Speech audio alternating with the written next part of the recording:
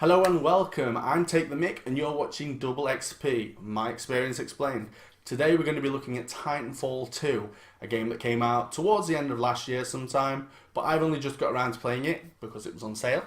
So, let's see how it held up exactly.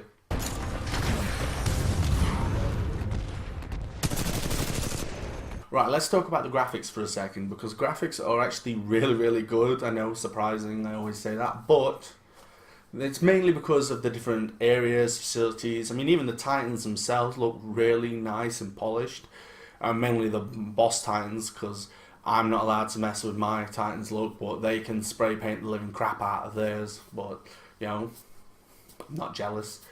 But anyway, they do. They look so good. I mean, you can customize pretty much everything when you get to the multiplayer later on. But unfortunately, in the single player game, you're kind of stuck with vanilla.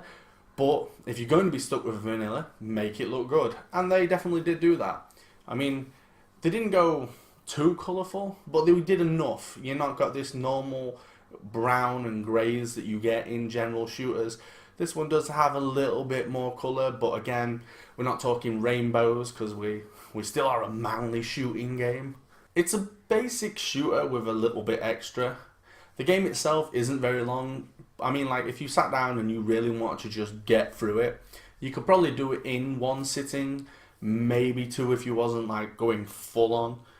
But that brings me to one of the things I love the most about this game, and that is the different, like, environments and areas you go to. Each level is something new. One of them's like a conveyor belt sort of level where it builds like a house around you and you've got to try and dodge the machinery while killing everyone and make sure you get to the end of the level. Or there's one with a time travel mechanic where you go back to a certain point in time and then back to where you are in the future, and you can switch between the two to help get through doors and just generally around the place, where one room will be on fire and you got to somehow find a way through it. It's like, boop, back in time. Sorted, walk through the door. Or there'll be a laser grid in the past, and Back to the Future, nothing. The door's completely busted and broken, you just walk clean through it. Trouble is, in the future, you get the monsters constantly attacking you every time you come back, or if you go to the past, you get the people. But it is a little bit more fun where if a monster's about to get you, you can just quickly flash back to the past and then just walk around behind it. Same as the people. Go back again and then just nail the crap out of it from behind.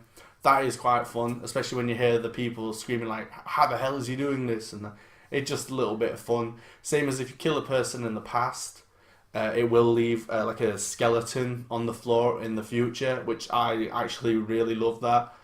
But maybe that's just me. It feels a little bit like someone along the lines went, hey, I've built this whole wall running mechanic and you will be using it like non-stop throughout the game. Literally every single problem is solved by wall running. Every single one. It's a little annoying after a little while, but I get it. It's one of the main things the game's on. The only thing that really annoys me, really annoys me with the wall running, is if you stop for a second to work out how to get past this certain bit. I mean, you usually don't have to. You can usually just throw yourself at a wall and hope for the best. Is like a ghost of yourself will appear, and clicking on it will show you how to get through the bit you're going through. Now, at the beginning of the game, this was actually really helpful, and I needed it. I didn't know what the hell I was doing, but it does it every time, and I'm talking literally every single time. At the very end of the game, on the very last mission, literally just before the game ends, it does it there, and you're like, seriously? How do you think I got this far without knowing how to wall run? And the worst bit is, it's just a simple straight wall run. It's not like bounce off this, jump to this, double jump, do a backflip, play the saxophone. You know it's just a wall run. It's easy. But no, it still feels the need to handhold you. But that's where it gets me again, because it'll hold your hand when you're versing walls. Oh, scary ass walls. But when you and BT get to a boss fight, damn, the difficulty spike goes clean through the roof. It's easy up until that point. Even the other Titans, you can take on 2 or 3 and yeah, not a problem. But once you get into the boss rooms, especially the first one, There's 2 of them in there, and my God, I died about 10 times, and I about put the controller through the TV.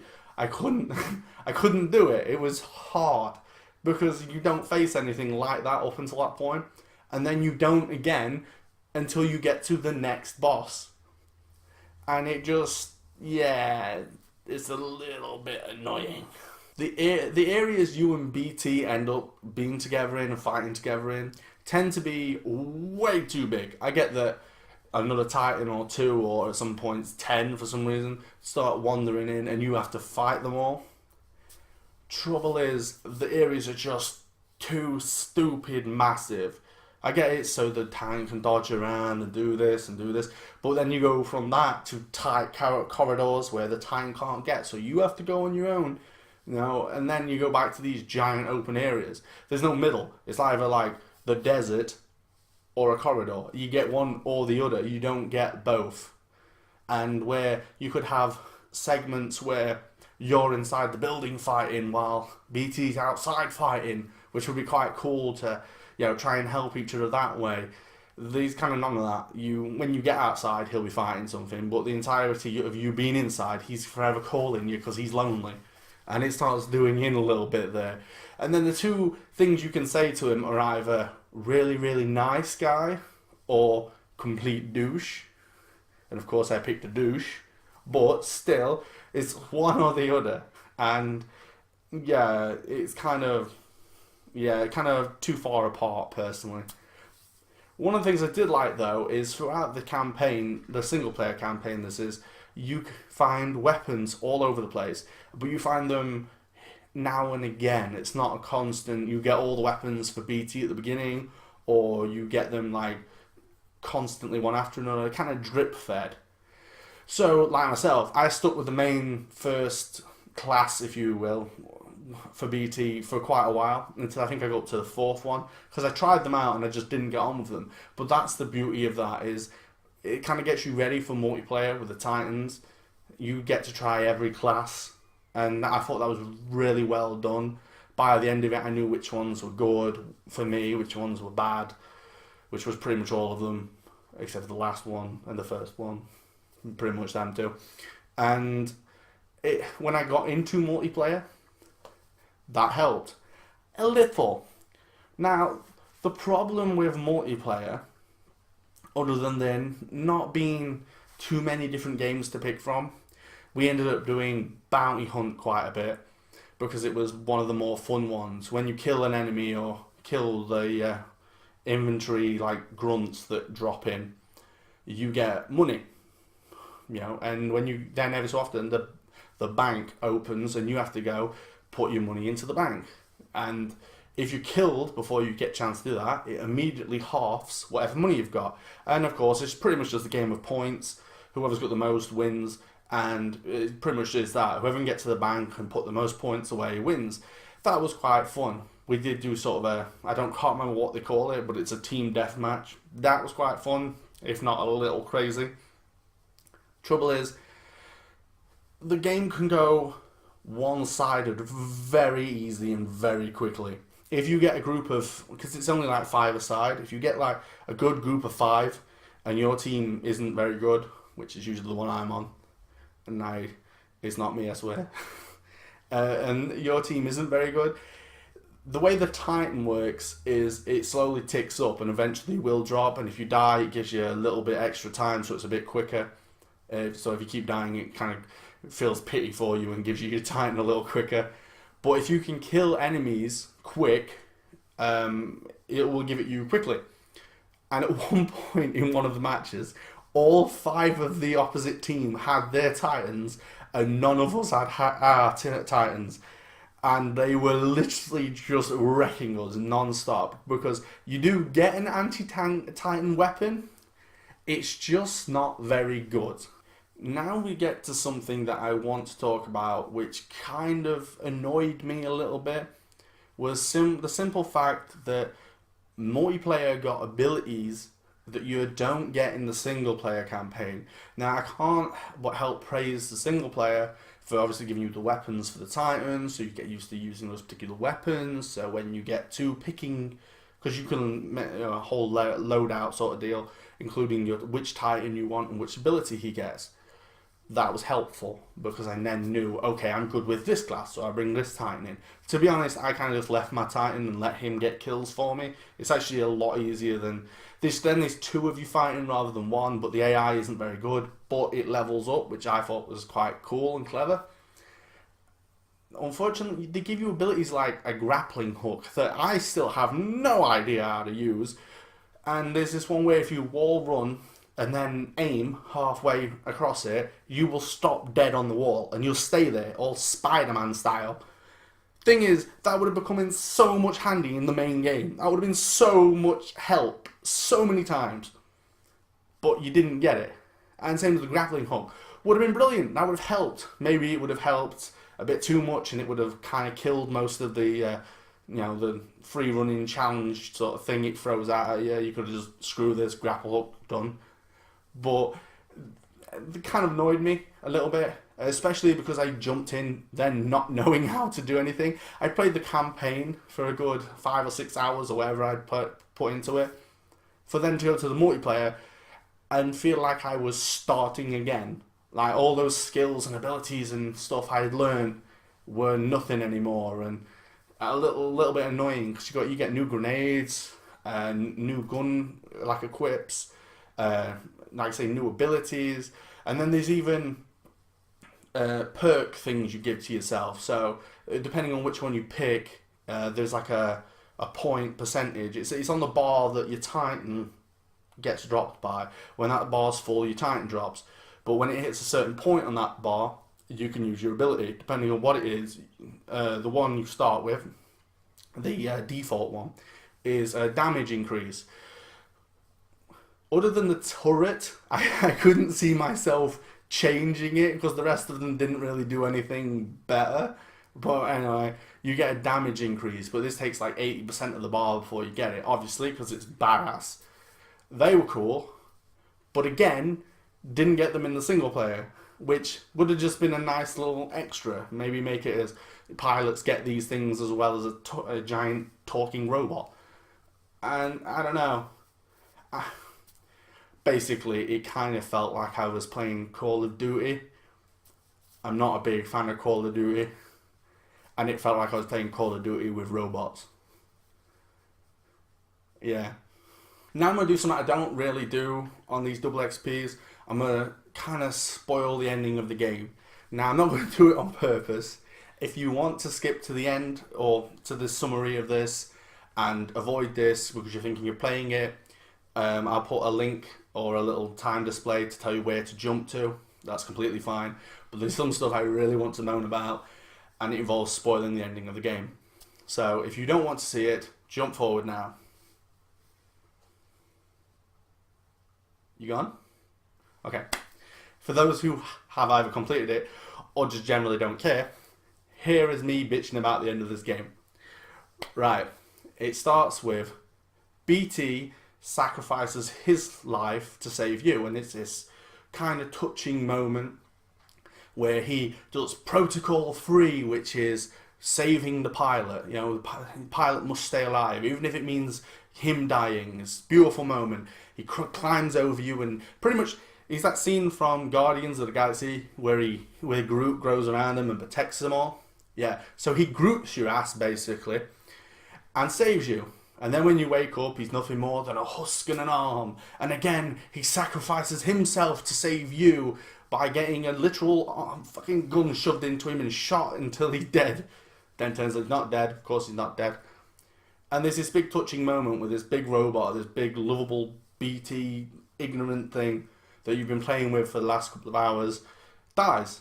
I mean, he dies, but he dies saving you the whole time. The bit just before that, where the Titan tries to kill you, he saves you. The base is blown, the ship you're on blows up, he saves you. They're about to cap you in the skull, he saves you but kills himself.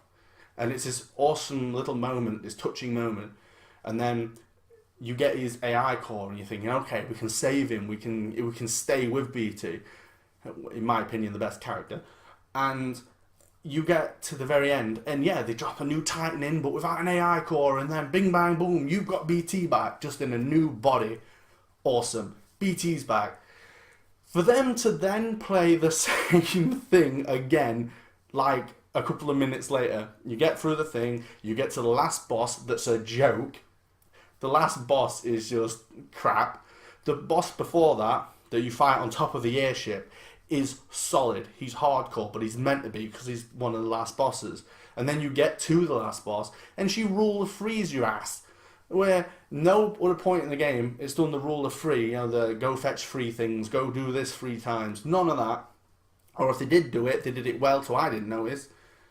But they did it on the last boss. She appears, you hurt her a bit, she buggers off, sends in 2 titans, and you do this 3 times till she's dead, and it's pretty easy to do. But just after that, you've done it. You've basically completed the game. A bit of free running and you're done. And as BT launches himself in to get the this core that can destroy the planet, which ends up doing that anyway, he ejects you and throws you to safety, uttering Protocol 3 as he does it. Again, another kind of touching moment. Not as much after he just did it a minute ago. It's like, bloody hell, BT, for God's sake, stop killing yourself at this point. He's got like a death wish of some variety. But he genuinely dies this time, completely. There's no saving him. You get out of there just in the nick of time, and the game is finished. That would be well and good if it wasn't for the simple fact that they treat BT the way you would treat like a little bit of food you dropped on the floor. Like, oh, never mind, carry on. Yeah, and it's a bit of a bit disheartening where you get this Titan at the very beginning of the game where you two are stuck together, but then like grow together and you start liking this robot and you teach him a few little silly things, and you know, it's just the general story of these kind of games. I mean, literally, for the moment I got BT, in my head I'm going, yeah, he's not making it to the end of this, because it's just how these games go. But for then, when he does die, and he dies in such an heroic manner, where he sacrifices his life, doesn't care about himself, but must protect you and everybody else. It just was a little, yeah. And all you get from it is an audio recording at the end saying, "I'm getting a new Titan tomorrow. I wonder what that's like." And it's just this awful. What about BT, who arguably, in my opinion, was the best character? And that's pretty much my moan over. I just needed to get that out here.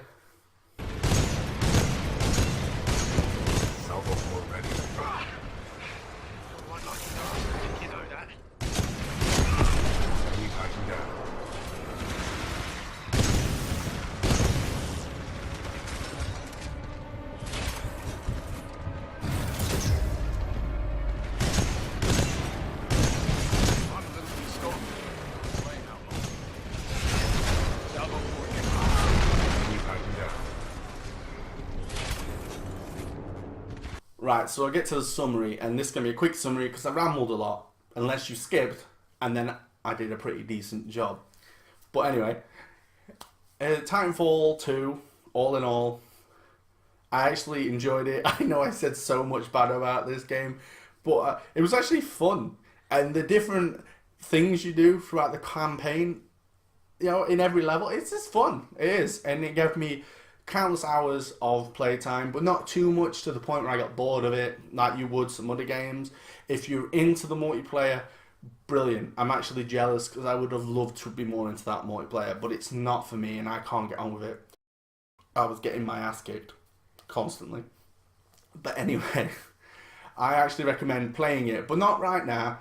Maybe wait for it to come down in price. I got it on an EA deal for like 20 quid, and I'd say that was value. That was good for the amount of time I've played it and had all the fun I had with it. Brilliant. And I do say, if you can, at some point, do play it. Not full price, though.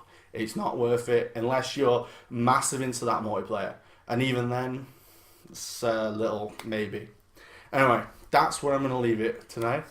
If you enjoyed this video, please like, share and subscribe as always. I've been Take the Mick, you've been watching Double XP, and I'll see you guys next time.